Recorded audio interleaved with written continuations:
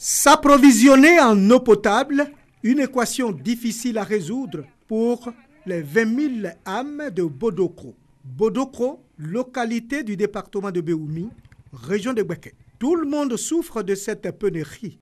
Davantage pour les fonctionnaires en service dans cette localité. Cette année, il y a une menace qui est la menace de l'Ebola et nous insistons donc sur l'hygiène vestimentaire et corporelle de nos enfants avant qu'ils n'entrent au lycée. Et on a même mis sur place un dispositif de lavage des mains.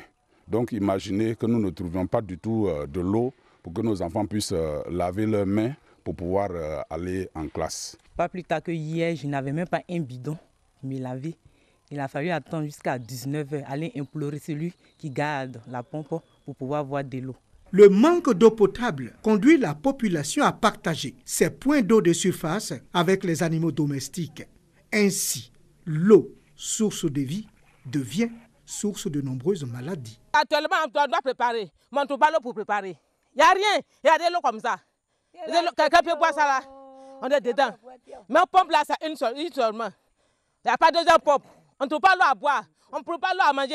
Les étrangers nous trouvent là, on ne voit pas ça. On ne sait pas comment pour trouver l'eau pour les donner. Vraiment, on souffre ici. La lueur d'espoir, selon le maire de la commune, viendra de la mise en service du château d'eau réalisé depuis très longtemps, qui sert aujourd'hui de décor. Nous avons un château d'eau qui est installé depuis les années 98, mais où l'eau ne coule pas. Je demande simplement à l'État de Côte d'Ivoire de nous mettre de l'eau dans le château pour que ma population soit heureuse. À Bodokro, les femmes qui donnent la vie ont du mal à être entretenues, toutes choses qui font grimper le taux d'accouchement à domicile. La pompe même qui existe au sein de l'hôpital, c'est-à-dire la pompe au niveau du forage qui a été fait, nous ne puissions même pas avoir de l'eau pour pouvoir assainir tout le matériel, assainir la femme qui a accouché, assainir, si on veut voir, la table d'accouchement. Et toutes ces femmes-là qui viennent accoucher dans ces conditions-là, nous sommes obligés de les libérer.